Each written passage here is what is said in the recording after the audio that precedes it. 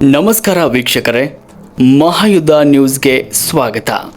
ಕುವೆಂಪು ಅವರ ಮೇಲೆ ಸ್ವಾಮಿ ಸಿದ್ದೇಶ್ವರಾನಂದಜಿ ಪ್ರಭಾವ ಅಗಾಧವಾದದ್ದು. ಮಾತಾಜಿ ತ್ಯಾಗಂ. ಕನ್ನಡದ ರಾಷ್ಟ್ರಕವಿ ಕುವೆಂಪು ಅವರ ಜೀವನ ಮತ್ತು ಅವರ ದಿವ್ಯತ್ರಿಯರ ಸಾಹಿತ್ಯ ರಚನೆಯ ಮೇಲೆ ಮೈಸೂರಿನ ಶ್ರೀರಾಮಕೃಷ್ಣ ಆಶ್ರಮದ ಅಧ್ಯಕ್ಷರಾಗಿದ್ದ ಸ್ವಾಮಿ ಸಿದ್ದೇಶ್ವರಾನಂದಜಿ ಪ್ರಭಾವ ಅಗಾಧವಾದುದು ಅಂತ ಚಳ್ಳಕೆರೆಯ ಶಾರದಾಶ್ರಮದ ಅಧ್ಯಕ್ಷರಾದ ಮಾತಾಜಿ ತ್ಯಾಗಮಯಿ ತಿಳಿಸಿದರು. ನಗರದ ವಾಸವಿ ಕಾಲೋನಿಯ ಶಾರದಾಶ್ರಮದ ದೇವಸ್ಥಾನದಲ್ಲಿ ಆಯೋಜಿಸಿದ್ದ ವಾರದ ವಿಶೇಷ ಸತ್ಸಂಗ ಕಾರ್ಯಕ್ರಮದ ದಿವ್ಯ ಸಾನ್ನಿಧ್ಯ ವಹಿಸಿ ಅವರು ಮಾತನಾಡಿದರು.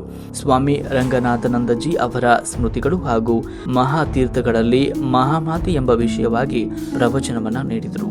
ಅಭಿನವ ವಿವೇಕಾನಂದ ಎಂಬ ಬಿರುದನ್ನ ಪಡೆದಿದ್ದ ಸ್ವಾಮಿ ರಂಗನಾಥಾನಂದಜಿ ಅವರು ಸ್ವಾಮಿ ವಿವೇಕಾನಂದರನ್ನ ಅಗಾಧವಾಗಿ ಪ್ರೀತಿಸ್ತಾ ಇದ್ರು ಅಂತ ಹೇಳಿದ ಅವರು ಶ್ರೀಮಾತೆ ಶಾರದಾ ದೇವಿಯವರ ಬೃಂದಾವನ ಯಾತ್ರೆಯ ವಿಚಾರವಾಗಿ ವಿವರಿಸಿದರು. ಸತ್ಸಂಗದ ಆರಂಭದಲ್ಲಿ ಯತೀಶಂ ಸಿದ್ದಾಪುರ ಅವರಿಂದ ವಿಶೇಷ ಭಜನೆ, ದಿವ್ಯತ್ರಿಯರಿಗೆ ಆರತಿ, ಪ್ರಸಾದ ವಿನಿಯೋಗ ನಡೆಯಿತು. ಕಾರ್ಯಕ್ರಮದಲ್ಲಿ H Lakshmidevamma, Geetha Nagaraj, Vanajakshi, Mohan, Ambuja, PS Manikya, Satyanarayan, B Sumna, Devendrappa, Pushpalatha, Prabalika, Sudhamani, CS Bharathi, D Kaveri Suresh, Geetha Venkatesh, Manjula ಸೇರಿದಂತೆ ಸದ್ಭಕ್ತರು ಭಾಗವಹಿಸಿದರು. ವರದಿ ಯತೀಶಂ ಸಿದ್ದಾಪುರ, ಚಳ್ಳಕೆರೆ.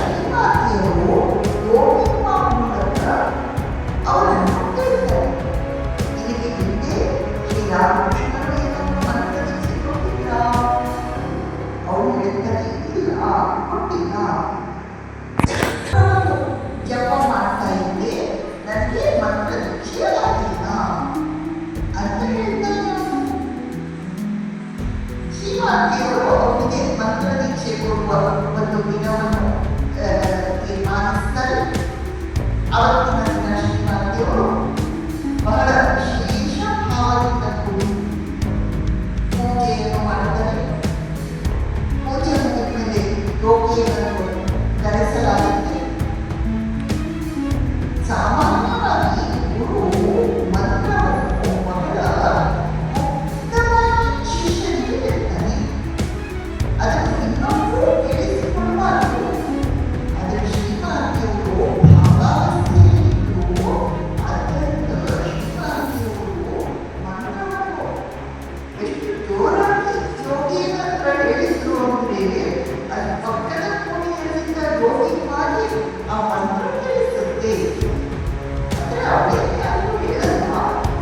ಶ್ರೀಮಾತೆಯವರು ಅಷ್ಟು ಭಾವಾವಸ್ಥೆಯಲ್ಲಿ ಭಾವದ ಸ್ಥಿತಿಯಲ್ಲಿ ಯೋಗಿಗಳಿಗೆ ಮಂತ್ರ ದೀಕ್ಷೆಯನ್ನು ಕೊಡ್ತಾರೆ.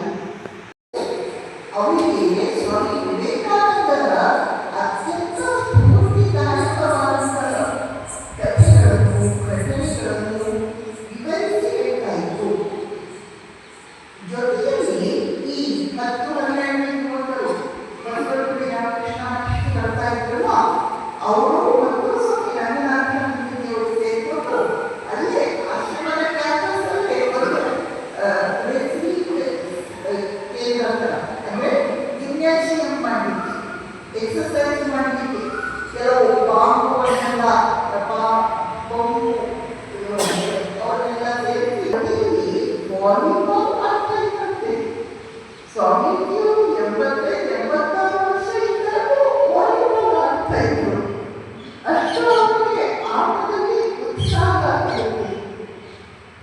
ಆಮೇಲೆ ಆ ಯುವಕರು ಮತ್ತು ಸ್ವಾಮಿ ರಂಗನಾಥಾನಂದಜಿಯವರು ಸೇರಿಕೊಂಡು ಆವಾಗ ನಮ್ಮ ದೇಶದಲ್ಲಿ ಅವಿದ್ಯಾವಂತರು ಹೆಚ್ಚಿದ್ರು. ಅದರಲ್ಲೂ ಕೆಲವು ರೈತರು, ಬಡವರು, ವಯಸ್ಸಾದವರಿಗೆ ಶಿಕ್ಷಣ, ಬ್ಯೂಟಿ ಕ್ಲಾಸಸ್,